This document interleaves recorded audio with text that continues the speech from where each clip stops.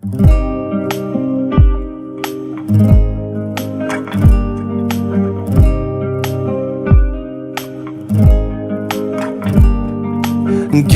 نکن عزیزم، کار دنیا همینه.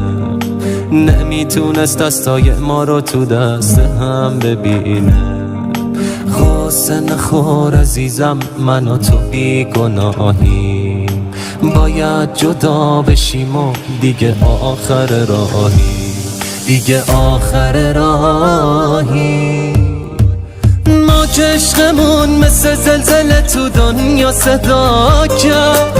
دیدی آخرش دنیا ماها رو از هم جدا کرد. هیچکی نتونست یه لحظه ما رو با هم ببینه.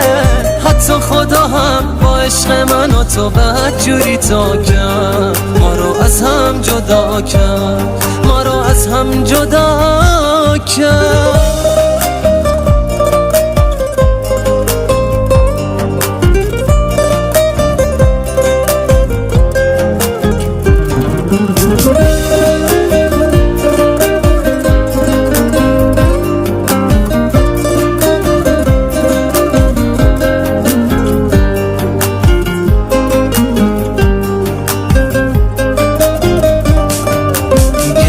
نکن عزیزم، کار دنیا همینه.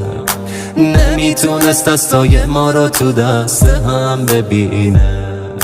غصه نخور عزیزم، من و تو بی گناهیم. باید جدا بشیم و دیگه آخر راهی، دیگه آخر راهی. ما که عشقمون مثل زلزله تو دنیا صدا کرد. دیدی آخرش دنیا ماها رو از هم جدا کرد. هیچکی نتونست یه لحظه ما رو با هم ببینه. حتی خدا هم با عشق من و تو بدجوری تا کرد. ما رو از هم جدا کرد، ما رو از هم جدا کرد.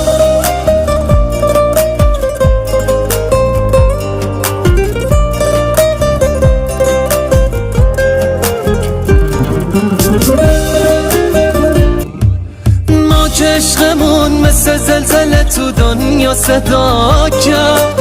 دیدی آخرش دنیا ماها رو از هم جدا کرد. هیچکی نتونست یه لحظه ما رو با هم ببینه. حتی خدا هم با عشق من و تو بدجوری تا کرد. ما رو از هم جدا کرد، ما رو از هم جدا کرد.